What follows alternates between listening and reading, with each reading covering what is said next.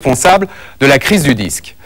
Pour vous donner un exemple, en France, les ventes ont baissé de 10% en seulement quelques mois.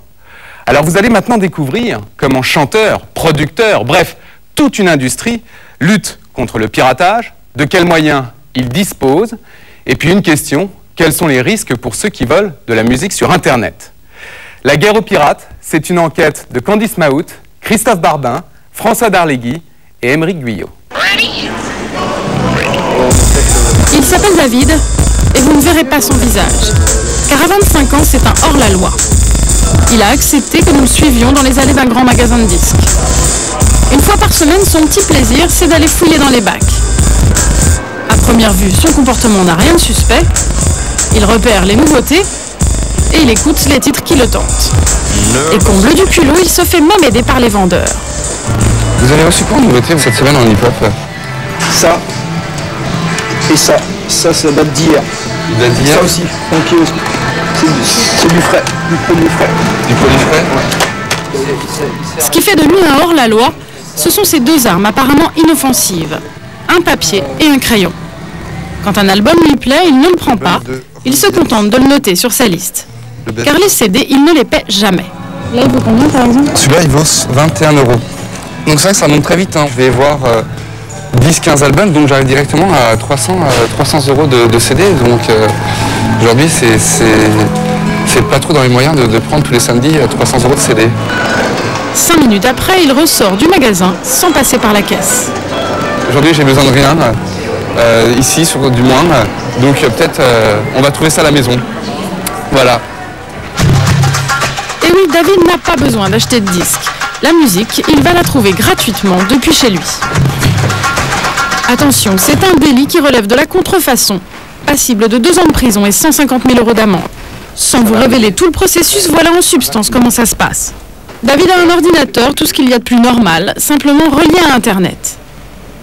Et il se connecte sur un site un peu particulier. Sur ce site, des millions d'internautes comme lui mettent à disposition toute la musique qu'ils possèdent. Par exemple, aujourd'hui, il cherche un titre d'Eminem. Un clic sur recherche, et voilà le résultat. Des milliers de titres apparaissent. Et il n'a plus qu'à choisir celui qu'il tente. En quelques minutes, la chanson sera copiée dans la mémoire de la machine, le disque dur. C'est cette opération qu'on appelle le téléchargement. Et ce morceau, il va pouvoir l'écouter directement sur son ordinateur.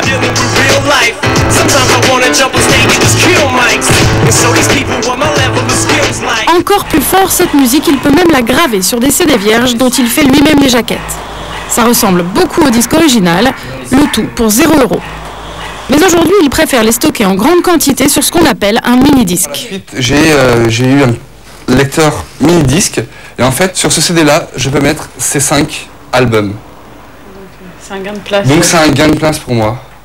Et maintenant, votre vraie discothèque Maintenant, clairement, ma vraie discothèque, c'est mon ordinateur, c'est mon disque dur, mes disques durs plutôt, qui se trouvent à l'intérieur. Voilà donc comment fonctionnent ces nouvelles discothèques gratuites et illégales. Il suffit qu'un seul internaute achète un CD et le rentre dans son ordinateur. Il le copie sur son disque dur et grâce à Internet, il le met à disposition du monde entier. Télécharger sa discothèque, c'est facile, gratuit. La plupart des fournisseurs d'accès en font même leur principal argument de vente. Et là, avec Club Internet, en 2 secondes, je télécharge la musique qui me fait envie. Téléchargez rapidement vos musiques préférées. La musique, ça va très vite, tu l'as tout de suite. Le téléchargement, une petite révolution. À la sortie de ce lycée, nombreux sont les jeunes qui ne mettent plus les pieds dans les magasins de disques. La musique, ils la trouvent tous gratuitement. Devinez où? Sur Internet. Ah bon? Oui. Vous achetez plus de CD alors? Non en fait, parce que je télécharge tout sur Internet, c'est plus pratique. Si on a une bonne connexion à Internet, on peut télécharger mais la musique, vachement facilement. Je recherche sur Internet et je prends la musique après. Tu achètes plus de CD? Bah non, moins possible quoi. Ça coûte moins cher de télécharger, ça coûte rien, alors que les CD, 20 € le CD finalement. Des CD jugés trop chers, la musique gratuite sur Internet, l'industrie du disque connaît une crise sans précédent. Les ventes de CD dans le monde ont chuté de 25% ces 3 dernières années. Pour les maisons de disques et les artistes, il est plus que temps de réagir.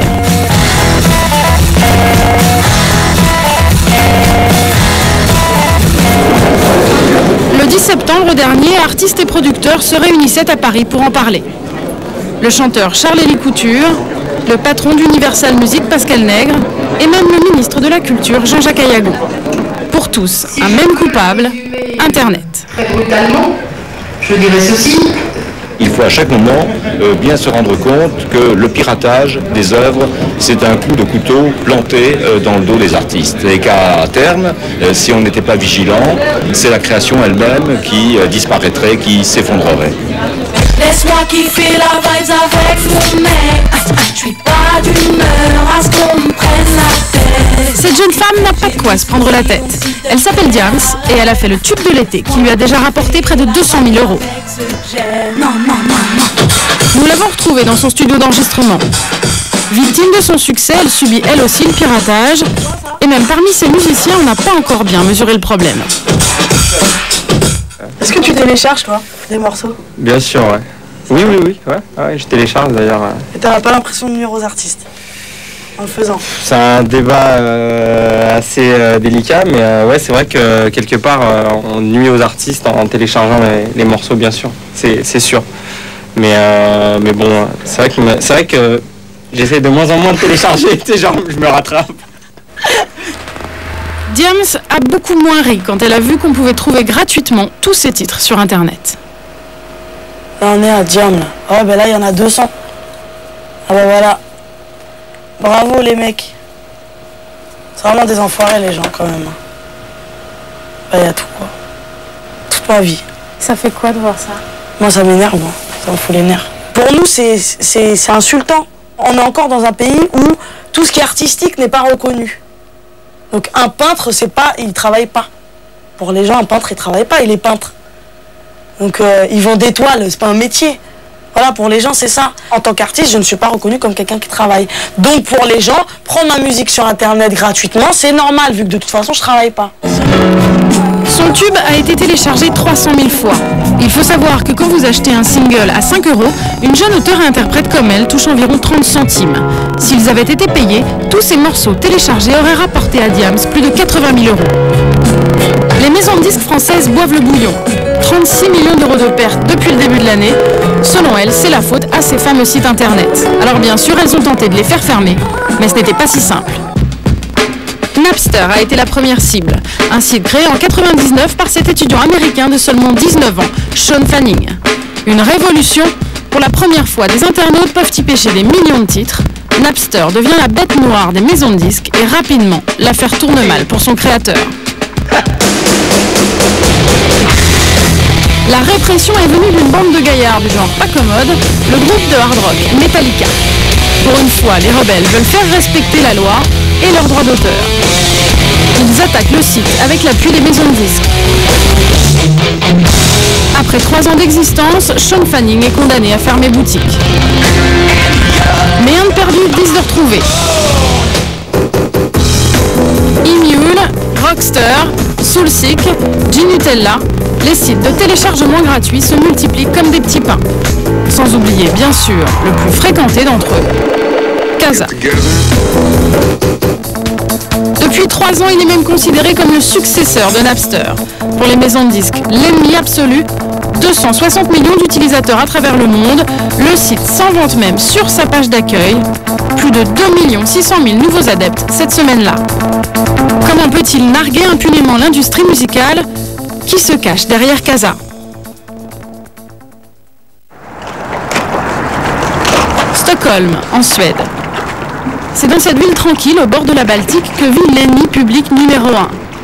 Toujours resté dans l'ombre, le fondateur de Kazaa n'avait encore jamais accepté de parler devant une caméra.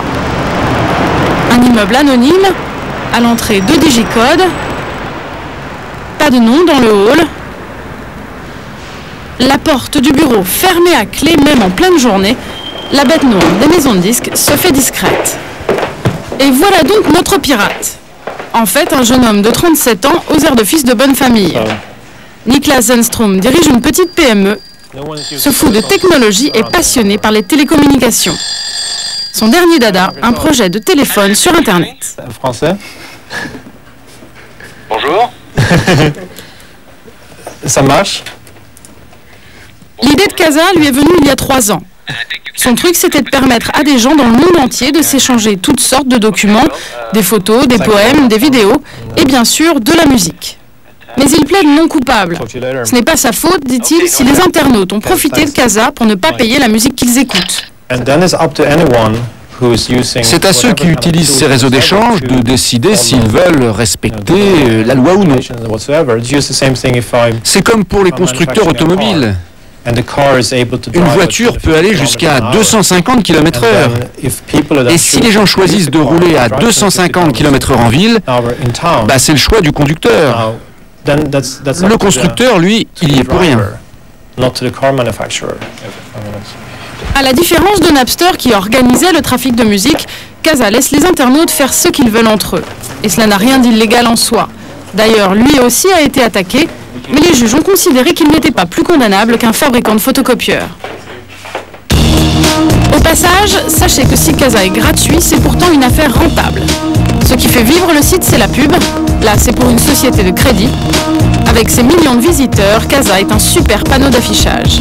Selon nos estimations, ça rapporte 1 million d'euros par mois. On l'a compris, impossible de s'attaquer au site. Alors les maisons de disques s'en prennent aujourd'hui aux utilisateurs eux-mêmes. Le mois dernier, l'affaire a fait grand bruit aux États-Unis. L'industrie du disque s'en prend aux particuliers. Les journaux en font leur gros titre. 261 actions en justice lancées par le syndicat des artistes et producteurs américains. Dans le coup de filet, une fillette de 12 ans dont la famille a dû payer 2000 $ d'amende. Lahara avait sans doute téléchargé Britney Spears ou Mariah Carey. En France, que risquent les internautes? À Épinal, il y a au moins un jeune homme qui connaît la réponse et qui s'en serait bien passé. Stéphane avait créé sa page sur internet où il donnait les adresses de sites de téléchargement gratuits. Pas de chance, il a été repéré par le syndicat des grands producteurs français. Et il se souvient encore très précisément de ce jour où 3 gendarmes venus de Paris ont débarqué chez lui. Ça s'est passé juste là, à la porte d'entrée. Ils sont présentés, ensuite ils ont voulu aller voir au bureau qui se trouve là-bas.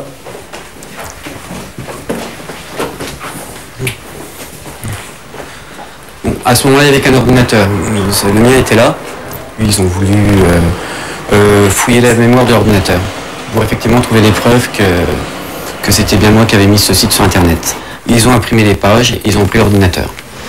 Stéphane ne reverra jamais son ordinateur. 1500 € partis en fumée. Et il écopera de 4 mois de prison avec sursis et 3800 € d'amende. Une somme colossale pour lui. Il était vendeur de hi-fi et il gagnait à peine le SMIC. Mais les condamnations comme celle de Stéphane restent rares. J'ai servi d'exemple, ça c'est sûr et certain. Ils ont voulu donner un exemple en France. Et vous pensez que ça a été utile ou que ça sert à rien du tout. Ça sert à rien. Pourquoi? Pourquoi? Parce qu'on est tranquillement chez soi, on se sent en sécurité. La personne va télécharger un disque. Pour elle, maintenant ça fait partie de la vie de tous les jours, pour la plupart des gens qui possèdent Internet. Je sais pas, on voit pas ça qu'on a mal. On n'a pas l'impression de faire du tort à ce moment-là. Vous avez l'impression d'être surveillé aujourd'hui? Je me demande des fois. Je me suis déjà posé la question. Il a raison de se la poser. Car à la gendarmerie de Rosny-sous-Bois, il existe bien une cellule de lutte contre la cybercriminalité. Mais elle n'est pas très étoffée. La voici au grand complet, en tout et pour tout 4 gendarmes pour 20 millions d'internautes. Et ils ont beaucoup d'autres chats à fouetter. Les réseaux pédophiles, les escroqueries à la carte bleue, les trafics en tout genre. Et ce sont ces mêmes gendarmes qui luttent contre le téléchargement de musique. Voilà comment des gens comme Stéphane peuvent en principe se faire repérer. Mais les pirates se croient à l'abri car sur Internet, ils se dissimulent derrière des pseudonymes. 3E, Ayulia, Emule Prince.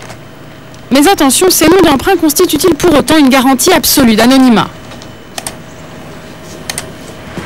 Neuilly, en région parisienne. Dans cet immeuble, il y a un homme qui peut tout à fait savoir qui se cache derrière les pseudos.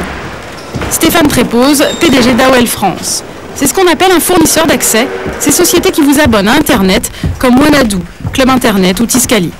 Il pourrait savoir beaucoup de choses sur ses abonnés, mais la règle d'or des fournisseurs d'accès, c'est la confidentialité. Là, il y a une loi qui protège la vie privée. Moi, j'ai pas envie quand moi je suis connecté à Internet, j'ai pas envie de me dire que quelqu'un sait que je suis en train soit de regarder un site de contenu, soit de faire des courses, soit de télécharger un musique. Ça, c'est ma vie privée, ça, heureusement.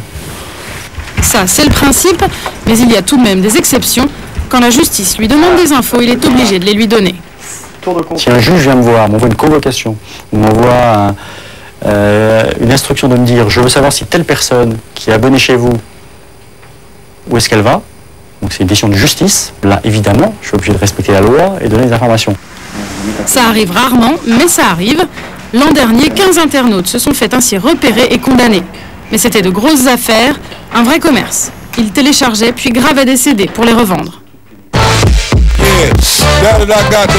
Impossible de s'attaquer au site de téléchargement, compliqué de traquer les internautes. Alors les maisons de disques ont inventé une nouvelle arme. Au lieu de contrer le système, elles s'en servent pour mieux le saboter.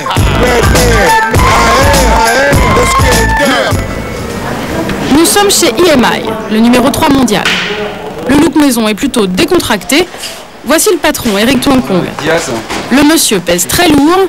Il a dans son catalogue des grands noms comme IAM, Lenny Kravitz, Julien Clerc, Renault et Diams, qu'on a vu tout à l'heure. Pour lutter contre les fraudeurs, il utilise un nouveau moyen artisanal qui réserve de très mauvaises surprises aux internautes. On envoie des fichiers faux, comme tout le monde. Tout le monde met plein de fichiers faux. Des fichiers un peu dégradés, le son est moins bon, ça tourne en boucle. Ouais, enfin il n'y a qu'un bout du morceau, il y a des cuts au milieu, etc. Enfin on essaie de rendre ça plus pénible. Enfin on essaie de se défendre avec les moyens qu'on peut, hein, sur tous les fronts. Ça n'empêche pas le pirate de télécharger la chanson, mais quand il l'écoute, vous allez entendre ce que ça donne sur le dernier titre d'IAM, par exemple. Attention, les oreilles, ça peut surprendre.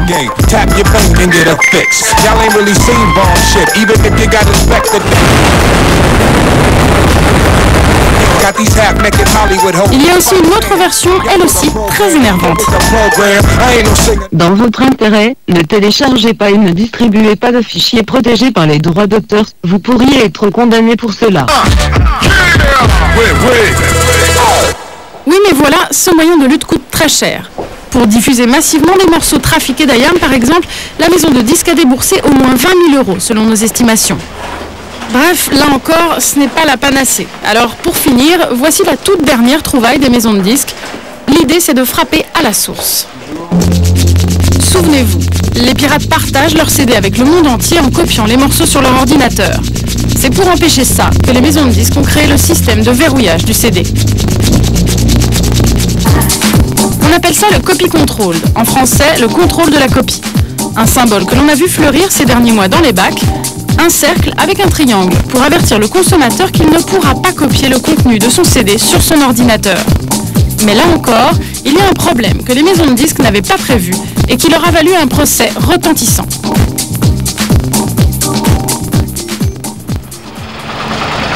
Alerté par une consommatrice, Julien Dournon a mené la bataille pour l'association UFC Que Choisir. Le problème est simple, dans certains cas, ces CD verrouillés, on ne peut pas les écouter dans sa voiture. Et ça aussi, c'est énervant.